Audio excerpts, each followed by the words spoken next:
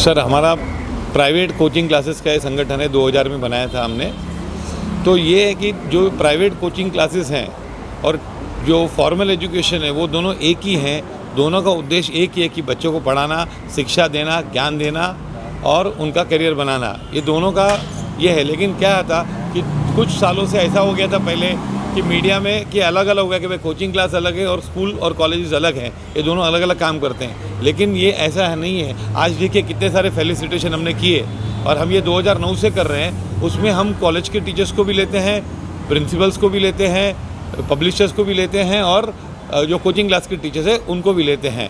तो ये संगठन अभी 22 साल हो गया। मैं फाउंडर मेंबर हूँ फर्स्ट, और हमने ये एसोसिएशन बनाई। आज मैं बहुत खुश हूँ कि 22 साल हो गए और एक सेकंड जनरेशन, सेकंड लाइन आ गई है जो बहुत अच्छी तरह से एसोसिएशन को आगे लेके जा रही है। सर पहले तो हमारी एक रिकमेंडेशन आती है जो मेंबर से, फिर हमारा खुद की एक टीम होती है जो इंक्वायरी करती है। और सर जो प्रोफेशन में 20-30 साल से है उनके बारे में सभी को पता होता है कि कौन क्या कर रहा है, कौन कैसा काम कर रहा है। कोई अवार्ड ही नहीं होगा जिसने 2 साल 5 साल काम किया हो और वो छोड़ के गया हो या 5 साल 3 साल से आया हो उसको अवार्ड दिया हुआ। मिनिमम आपने देखा होगा कि आज भी जो मिनिमम जो अवार्ड दिया गया वो 28 साल से जो महिला पढ़ा रही है उसको दिया गया था। और वैसे हमारा क्राइटेरिया 25 से 30 साल के बाद ही देते हैं award. See the concept of award is like this कि government doesn't recognise coaching classes anywhere.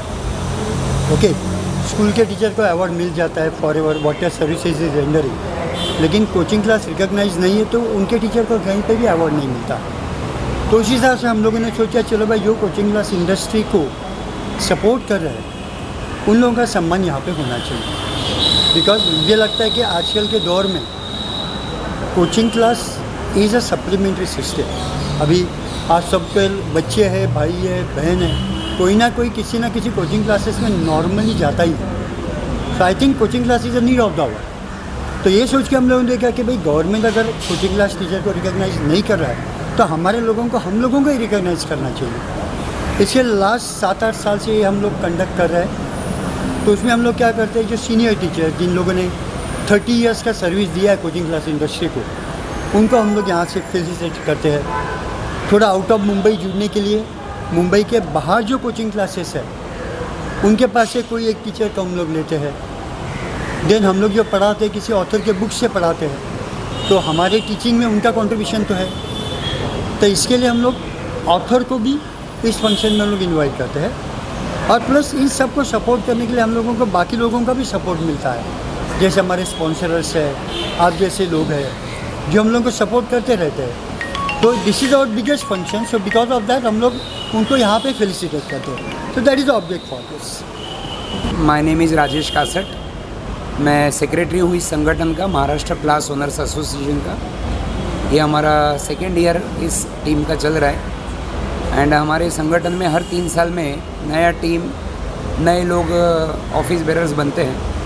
तो मुझे मौका मिला last year as a secretary बनने का। ये संगठन क्लास ओनर्स ने क्लास ओनर्स के बेनिफिट के लिए बनाया है। जैसे हम कह सकते हैं for the class owners, of the class owners and by the class owners.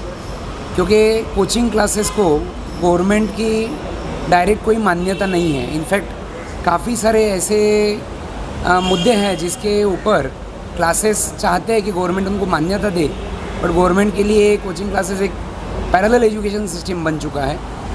और कोचिंग क्लासेस की ज़रूरत इसलिए भी है कि आज जेई, नीट जैसे अलग अलग एग्ज़ाम्स जो होती है उनका ट्रेनिंग कोई भी रेगुलर स्कूल या कॉलेज में नहीं होता है, वो सिर्फ क्लासेस ही कराते हैं। तो इसलिए इन क्लासेस को सर्वाइव होना, उनका और बेनिफिट होना, इसके लिए संगठन काम करता है। तो MCOA started in the year 2000, primarily being an association for coaching classes members. Over the years, we have evolved. As you can see in today's function, we have invited just not class owners, but there are a lot many school, colleges, their trustees, their principals, normal teachers who are also a part of this particular event today. So over the years, we have evolved from only being focused towards coaching classes industry. Now we are covering the entire education sector together. The idea of MCOA is to come together, share ideas, share resources, understand where the industry is going and embrace best practices so that each student receives the best what he deserves for. Sir, एक देश अपने youth के ऊपर बनता है, ये हम काफ़ी सालों से नेहरू जी के ज़माने से सुनते हुए आए। बट ये यूथ जो है वो एजुकेशन के ऊपर बनता है और ये टीचर्स जो है वो एजुकेशन की बुनियाद को हमारे देश के अंदर बनाती है। अनफॉर्चुनेट सिचुएशन है कि उतना ध्यान जितना देना चाहिए इन टीचर्स के ऊपर उतना ध्यान जाता नहीं है। हमारा ये एक कोशिश है जहाँ पे हम हर साल टीचर्स को बुलाते हैं और उनको सम्मानित करते हैं। We reward them and we definitely acknowledge their achievements and their contributions to the society to take this youth of the country into a different direction all together. Keep building, we have got just one job to do. भगवान ने हमें, ऊपर वाले ने हमें खाली एक चीज़ के लिए बनाया है कि और बनाते जाए और हमें उसी चीज़ के ऊपर फोकस करना चाहिए। जब हम बाहर जाते हैं, जैसे अभी हम इंटरव्यू दे रहे हैं तो आजू बाजू में से काफ़ी आवाज़ें हैं। Our objective is to shut out that particular noise and focus on the task we have got at hand. And that particular task to our community is to build our nation, and that is what our focus should be. जय हिंद। अगर main stream में लेने की बात करो तो sir, तो इसका सिंपल सा सोल्यूशन है सर। अगर आप मेरे से पर्सनली पूछे, क्योंकि हम एजुकेशन इंस्टीट्यूट चलाते हैं सर, मैं ऐसा नहीं मैं बोल सकता, क्योंकि सर बहुत सारे आज CBSE स्कूल्स यहाँ पे मुंबई में भी होंगे, तो सर कोई सर सांगली में भी हो सकता है सर, कोई यूपी के कोई गांव में भी हो सकता है। बट सर जब तक हम वैल्यू एजुकेशन पे सर हम काम नहीं करेंगे सर, तब तक सर बदलाव नहीं आएगा सर।